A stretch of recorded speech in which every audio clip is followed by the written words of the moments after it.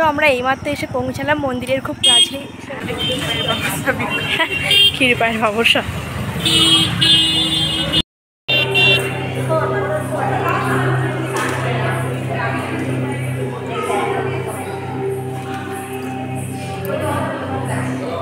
কালকে রাতে বাড়িতে এসেছি আর এখানে এসে দেখি প্রচণ্ড ঠান্ডা পড়ে গেছে, যেই ঠান্ডাটা কলকাতাতে নেই। মানে এখানে সারাক্ষণ এবার চাদর জড়িয়ে থাকতে হচ্ছে, আর একটুও রোদ বেরোয়নি আজকে, খুব ঠান্ডা লাগছে। আর একটু আগে স্নান টান করে আসলাম। আর আজকে অনেকটাই লেট করে স্নান করতে গিয়েছিলাম, খাওয়া দাওয়া কমপ্লিট করার পর তারপর স্নান করে এসেছি, তো সেই জন্য একটু বেশিই শীত করছে। আর আজকে দুপুরে আর ঘুমোবো না, আমি আর বোন একটা জায়গাতে যাবো, অনেক দিনের একটা ইচ্ছে পূরণ হবে। তো কোথায় যাচ্ছি সেটাও তোমরা দেখতে পাবে। Hello friends, welcome back to my channel. চলে আসলাম নতুন একটা ব্লগ নিয়ে। আশা করি তোমরা সবাই ভালো আছো আর আমিও খুব ভালো আছি। তো কালকে রাতে আমি বাড়ি এসেছি আর আজকে আমি যাচ্ছি বড়মার মন্দিরে। তোমরা হয়তো অনেকেই নাম শুনেছো বড়মার মন্দির। আমাদের এখানে রয়েছে ক্ষীরপায়ের বড়মার মন্দির। অনেক দিন থেকে যাবো ভাবছিলাম, কিন্তু সেরকমভাবে যাওয়া হয়ে ওঠেনি। তো আজকেই সময় হয়েছে যাওয়ার। প্রায় 2 বছর পর আমি আজকে ওই মন্দিরে যাচ্ছি। আমি ফোনে দেখেছি যে এখন ওই মন্দিরটা অন্যরকম হয়ে গেছে দেখতে, আগে অন্যরকম দেখতে ছিল। তো চলো যাওয়া যাক, তোমাদের সঙ্গেও শেয়ার করবো ওই মন্দিরটা। তো চলো ব্লগটা কন্টিনিউ দেখতে থাকো। তো আমরা এইমাত্র এসে পৌঁছালাম, আমার মন্দিরের খুব কাছেই রয়েছি। আমার বাড়ি থেকে এই মন্দিরের ডিস্টেন্স হচ্ছে মাত্র 15 মিনিট বাসে। তো চলো মন্দিরে যাওয়া যাক এবার। তো মন্দিরের ভিতরে পা রাখতেই দেখি জায়গাটা পুরো চেঞ্জ হয়ে গেছে। আগে অন্যরকম ছিল আর এখন পুরো অন্যরকম হয়ে গেছে। আগে কোনো দোকানদানি ছিল না, এখন 2-1টা দোকানদানি হয়েছে ভিতরে। মন্দিরে ঢোকার পরই ডান সাইডে এরকম একটা জলের ট্যাঙ্ক রয়েছে, এখানে পা ধোয়ার ব্যবস্থা রয়েছে। এখানে সবাই হাত পা ধুয়ে তারপর মন্দিরের ভেতরে ঢুকে, আর এই জন্য আমরাও এখন হাত পা ধুয়ে নিচ্ছি, কারণ বাইরে থেকে এসেছি তো মাথায় একটু জল ছিটিয়েও নিয়েছিলাম। তারপর ভিতরে ঢুকে দেখি পুরো চেঞ্জ, আগে অন্যরকম ছিল আর এখন অন্যরকম হয়ে গেছে। আগে কোনো দোকানদানিই ছিল না। পুজো দিতে হলে পুজোর সমস্ত জিনিসপত্র বাইরে থেকেই কিনে আনতে হতো। এখানে শুধু ধূপকাঠির প্যাকেট পাওয়া যেত, 10 টাকা করে দিলে একটা করে ধূপকাঠির প্যাকেট দিত।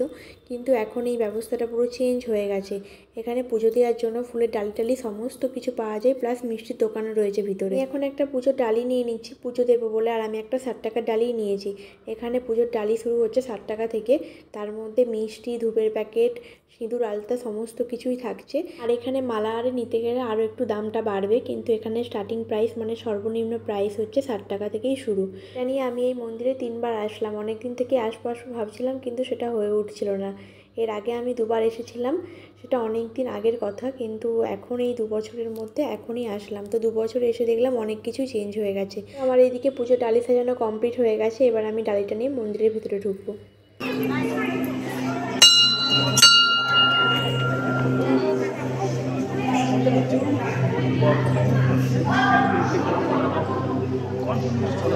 মন্দিরের ভিতরে ঢুকে দেখি ভিতরে প্রচুর লোকজন এসেছে আজকে।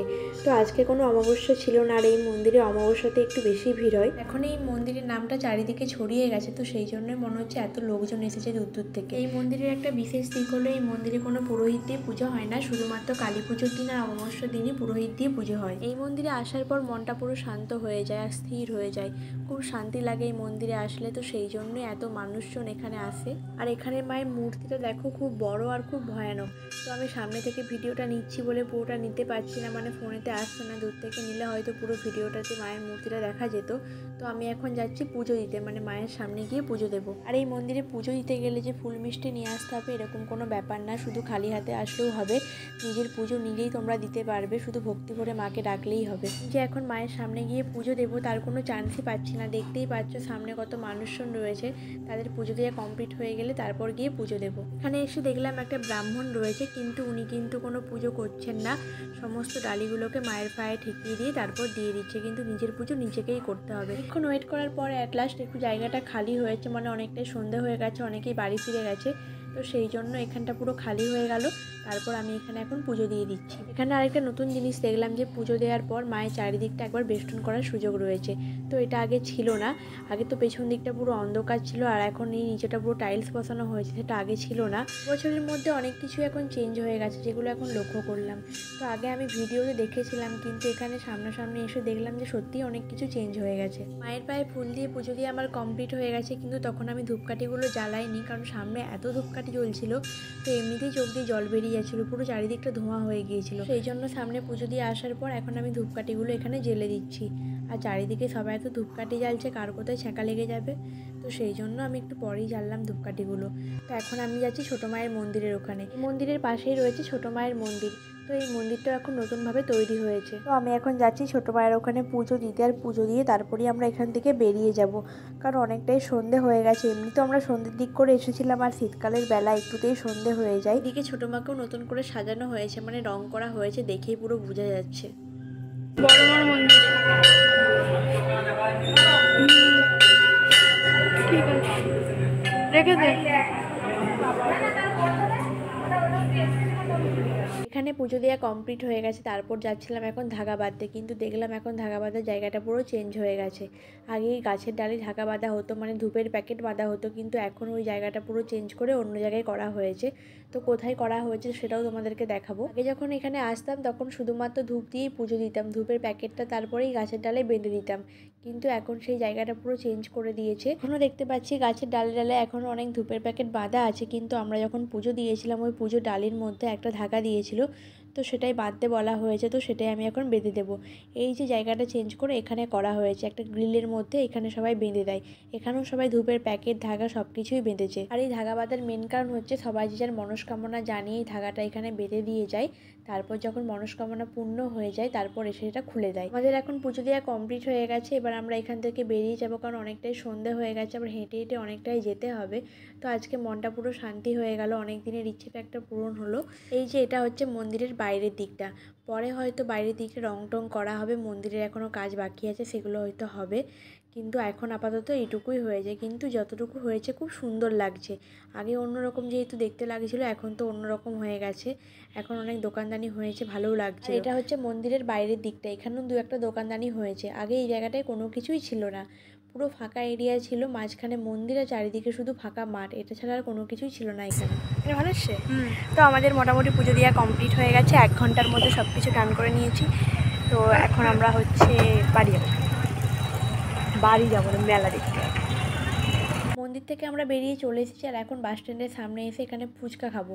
তো এখানের ফুচকাটা খুব সুন্দর বানায়, তো সেই জন্য এখানে দাঁড়িয়ে পড়েছি ফুচকা খাওয়ার জন্য। ফুচকা খেয়ে এখন চলে এসেছি বাবরসা কিনতে। বাবরসার নাম তোমরা হয়তো অনেকেই শুনেছো, ক্ষীরপাই প্রথম এর উৎপত্তি হয়েছিল, মানে এখানে প্রথম বানানো হয়েছিল।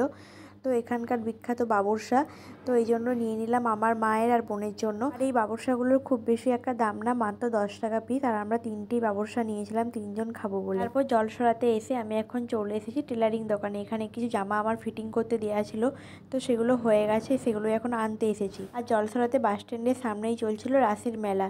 তো এই মেলাটা আগের বছর থেকেই শুরু হয়েছে, কিন্তু আমি এই বছর প্রথম দেখলাম, আগের বছর এই মেলাতে আসা হয়নি, মানে ছিলাম না এখানে যেহেতু। আর মেলাটা খুব একটা বড় হচ্ছে না, খুব ছোট করেই মেলাটা হচ্ছে। এই যেহেতু প্রথম স্টার্টিং হচ্ছে মেলাটা, আস্তে আস্তে এই মেলাটাই পরে বড় হয়ে যাবে। এখানে ঠাকুরগুলো দেখলাম, খুব সুন্দর লাগছে, ছোট্ট করে খুব সুন্দর করে ডেকোরেশন করা হয়েছে। তারপরে এখানে গিয়েছিলাম দোকানে কাপ প্লেট কিনতে, এত দাম বলছে যে হাতই দেওয়া যাচ্ছে না। আমি জাস্ট দামটা শুনে তারপর আমি আবার রেখে দিয়েছি। এই প্লেটগুলো কিছুদিন আগে আমি 20 টাকা করে নিয়েছিলাম, কিন্তু এখন বলছে 30 টাকা করে দাম। সেম প্লেট আমি কিছুদিন আগেই নিয়েছি, তো সেই জন্য দামটা শুনে আমি রেখে দিলাম, আমি আর নিলাম না। আর খুব বেশি তো দোকানদানি বসেনি, তো সেই জন্যই মনে হচ্ছে এত দাম। জাস্ট 2-1টা দোকানদানি বসেছিল, আর এই কাপ প্লেটের দোকান একটাই বসেছিল শুধুমাত্র। তারপর বাড়িতে আসার সঙ্গে সঙ্গে এখন 3 জন মিলে বসে পড়েছি বাবরসা খেতে। আর এই বাবরসাগুলো মিষ্টি রসে ডুবিয়ে খেতে হয়, রসটা ওরা সঙ্গে করে দিয়ে দেয়, কিছুক্ষণ রসের মধ্যে ভিজিয়ে রাখতে হয়। আর এই বাবরসাগুলো সবগুলোই বড় বড় ছিল, কিন্তু আনতে আনতে ব্যাগের চাপে মনে হয় সবগুলো ভেঙে গেছে এরকমভাবে।